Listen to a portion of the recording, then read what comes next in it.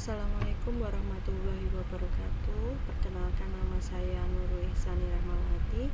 Pada kesempatan kali ini saya akan memberikan pengimbasan kegiatan literasi dan numerasi yang sudah saya lakukan di SIM PKB. Nah, di sini saya mengambil tema yakni tentang praktek baik literasi dan numerasi di lingkungan keluarga. Nah, literasi dan numerasi dapat dimaknai sebagai kemampuan menalar yang berkaitan dengan kemampuan analisa, sintesa, dan evaluasi informasi yang bisa ditumbuh kembangkan dengan terintegrasi dalam kegiatan anak sehari-hari di rumah. Literasi dan numerasi juga dimaknai sebagai pemahaman terhadap berbagai macam angka dan simbol-simbol yang terkait dengan matematika dasar untuk memecahkan masalah praktis dalam berbagai macam konteks kehidupan sehari-hari. Selain itu, literasi dan numerasi juga terkait dengan kemampuan menganalisis informasi yang ditampilkan dalam berbagai bentuk seperti grafik, tabel, bagan, dan lain sebagainya, lalu menggunakan interpretasi hasil analisis tersebut untuk memprediksi dan mengambil keputusan. Secara sederhana, numerasi dapat diartikan sebagai kemampuan untuk mengaplikasikan konsep bilangan dan keterampilan operasi hitung di dalam kehidupan sehari-hari. Di situ menurut Kemendikbudristek 2021 di literasinusantara.com. Nah, berpijak kepada miskonsepsi yang telah dijabarkan sebelumnya, sebenarnya keluarga juga memiliki peran dalam meningkatkan literasi dan numerasi siswa.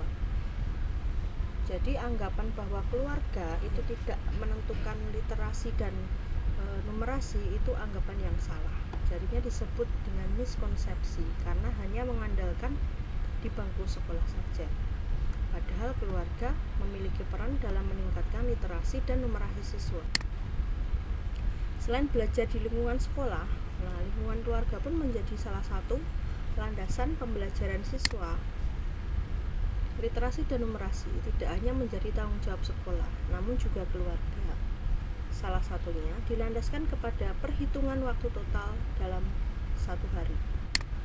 Nah, jika dihitung sehari ada 24 jam dan maksimal 8 jam siswa menghabiskan waktu di sekolah, maka sebenarnya sebagian waktu terbesar siswa dihabiskan di lingkungan keluarga.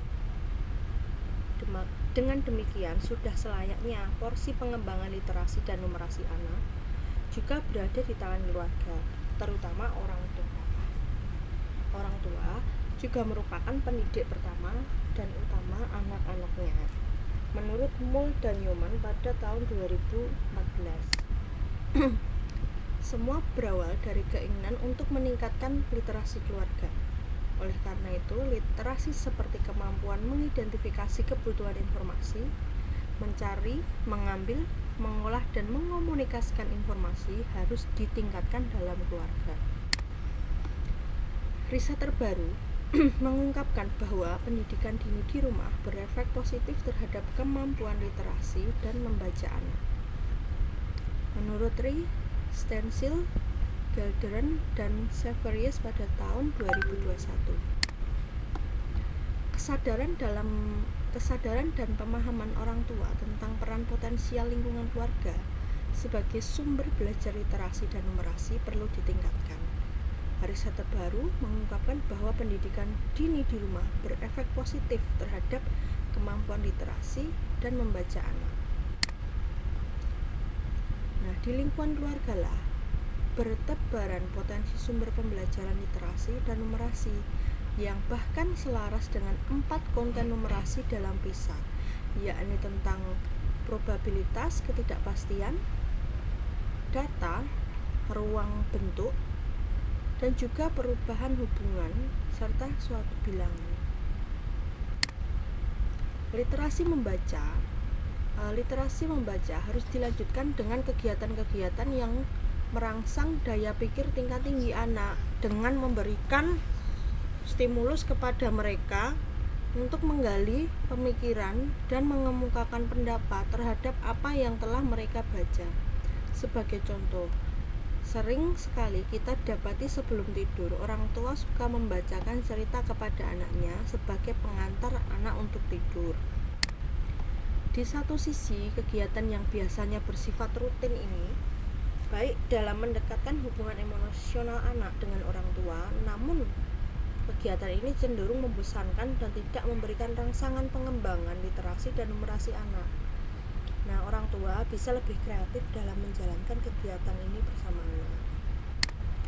Misalkan dengan cara memastikan saat mendengarkan cerita, anak mulai dengan menjawab pertanyaan, kemudian berhenti di tengah dan mengaitkan karakter cerita dengan peristiwa yang terjadi pada dirinya. Selanjutnya, anak bisa diajak menampilkan cerita dalam bentuk yang berbeda, misalnya lewat role play antara anak dengan orang tua atau antara sesama saudaranya.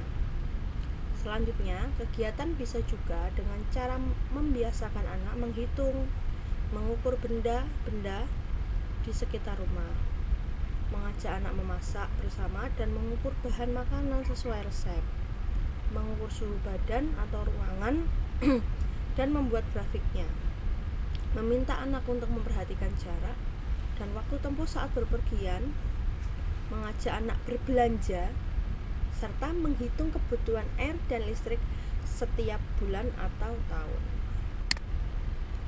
Nah, literasi dan numerasi yang dipraktekkan secara menyeluruh yang dicontohkan tadi akan pula meningkatkan daya pikir tingkat tinggi anak. Anak akan bisa mulai memahami bahwa kegiatan rutinitas membaca sebelum tidur bukan merupakan kegiatan yang dilakukan dengan cara yang monoton. Bahkan, sangat mungkin anak bisa menciptakan sendiri kelanjutan kegiatan membaca rutin dengan kegiatan-kegiatan lainnya yang lebih kreatif. Itu saja pengembasan yang dapat saya lakukan pada kesempatan kali ini.